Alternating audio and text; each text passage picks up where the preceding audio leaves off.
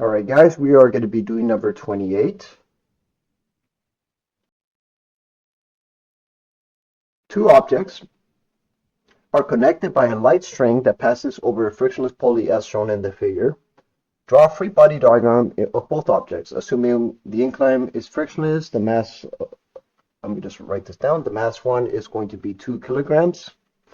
The mass of the object 2 is going to be 6 kilograms. And the angle here is going to be 55 degrees. So I'm not going to worry about the significant figures, so I'm just going to put the values the way they are. So I'm going to rechange the drawing here. So let's say you have an object here, and let's say you have some object of mass 2, which is 2 kilograms in this case. And this object has a string that's connected to some frictionless pulley. And this object has a mass n1. So, oh, I'm sorry, 6 kilograms. Yeah. So n1 is 2 kilograms. So that means that this object has much greater mass than the other object. However, here's the thing. It's on an incline. So we don't generally know which direction, if it's going to be left or not, because remember, the component of gravity, this component right here, and the normal, and these are the forces. The forces is just this. This is the free body diagram. You have the tension pulling the object in this direction. You have the force of gravity, which is F1g. I'm just going to call that. I'm just going to call this F2g, and this is going to be the normal force. So this is the force diagram. You have the component here of gravity that's going to make this object in this direction, and then you have the force of gravity pulling it in the opposite direction. So the question is asking, find the acceleration of the objects. Well, because they're shared with their tensions, that means that the object, and there's no other scenario, will have the same acceleration. So the sum of the forces in the object 1 is really just, I'm going to call a positive, I'm going to call this direction positive, t minus m1g equals m1a. The sum of the forces on the object 2.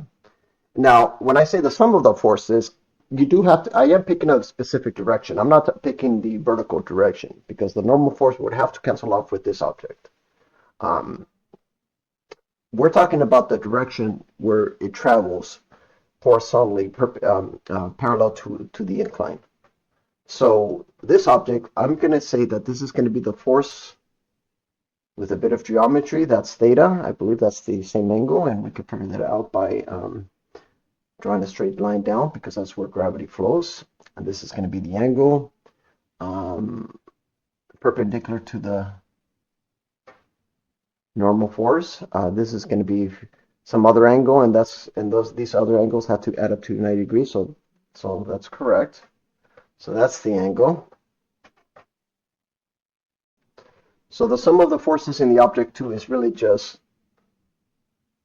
m2g sine of theta, the component of gravity, minus the tension, equals the mass of the object 2 times the acceleration. Notice that a's here are the same. So a1 is the same as a2, which is the same as the acceleration for both those objects.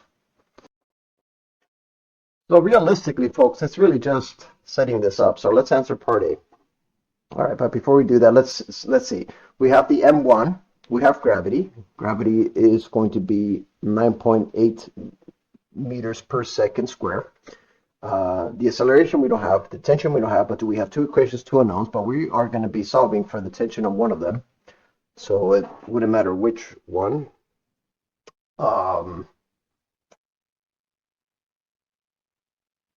I guess also for the other one. So I'm just going to say that this is going to be m2g sine of theta minus the tension, and the tension here would be n1a plus m1g equals m2a. So I'm going to rewrite this equation, m2g sine of theta. Now this is just algebra at this point, so this is not really much of anything. Minus 1 mg minus m1a equals m2a. So m2g sine of theta minus m1g equals m2 plus m1 of the object of the acceleration. So the acceleration will just simply be m2g sine of theta, the component of gravity, minus m1g, the tension force that, or not the tension, but the tension that's pulling on gravity. And we treat this as two of the objects being added together.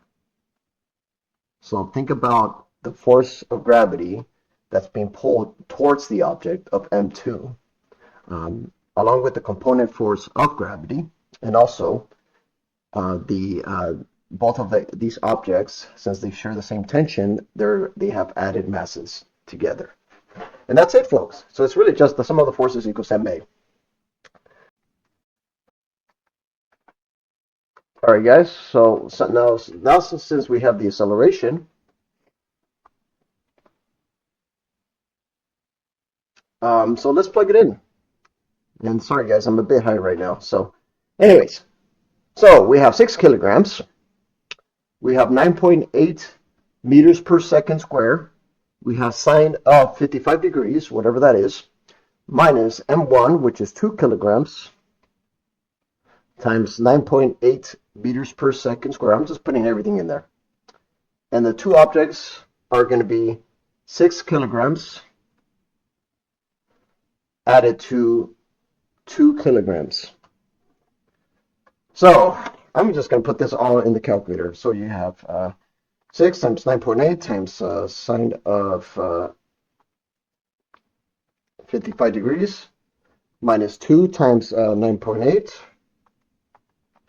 You got the value of 28 or whatever the fuck, divided by 6 by 8 kilograms. So now you have the acceleration here at 3.57 approximately. I always like to round this. I always like to put the exact values in the calculator first and then round it later.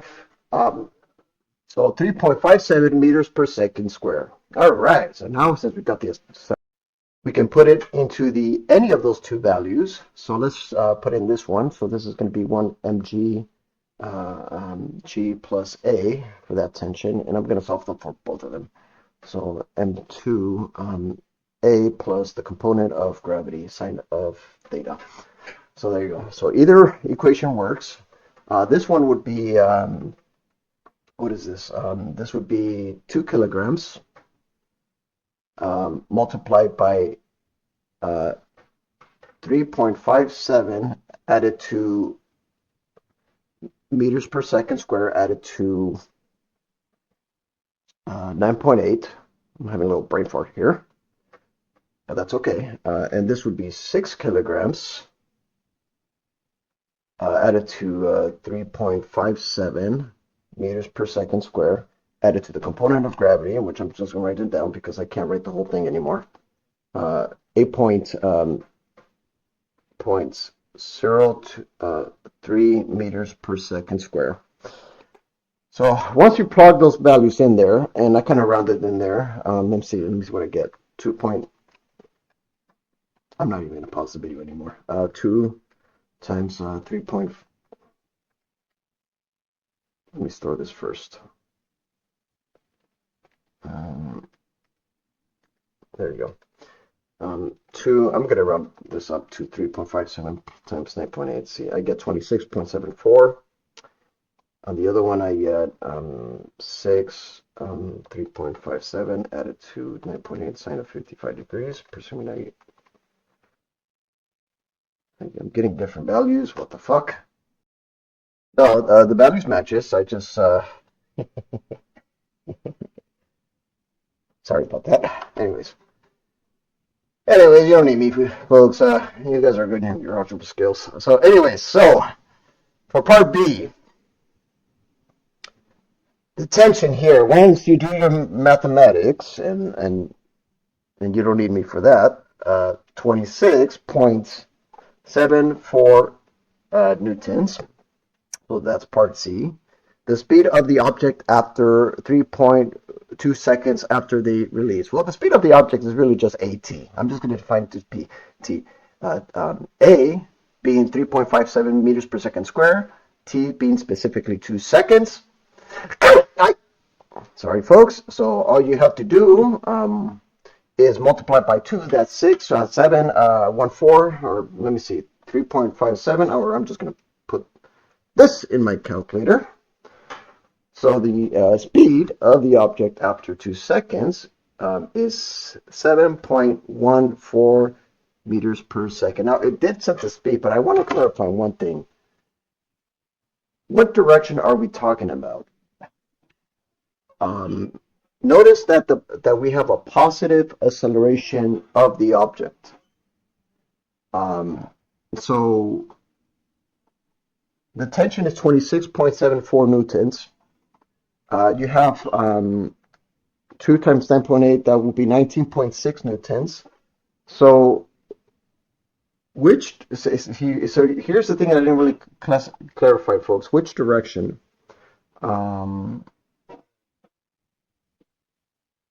Because direction matters in this case. Well, notice that the tension is being pulled is a positive value, so that if the acceleration is a positive value and the tension is being pulled up and towards the bottom of the incline, then that means that we're talking about an object that's accelerating in this direction. So this is the direction of the object. So when we're talking about the speed being 7.14 meters per second squared, we're actually talking about the object accelerating at the object accelerating at 3.57 meters per second towards that direction. So if you guys have any recommendations for my YouTube channel, please post it in the comments section below, because I really need help getting started, because I really don't know how to make these kinds of videos. I know how to do the mathematics. I know how to do the applied physics. In fact, I do know how to, something that you don't know, I know how to do heavy applied mathematics. I'm very good at graphing 3D graphs and stuff. So, in fact, I love it. In fact, I'm very good at applying geometry. So I can solve all these problems, folks. That's not, a question of whether if I could. I can. The question is whether I can explain this to you guys well enough, which I don't think I can, but that's okay. I don't think it really matters, because the whole point of these channels is for you guys to be self-independent. That's all. Anyways, folks, I hope you guys enjoy. All right, goodbye.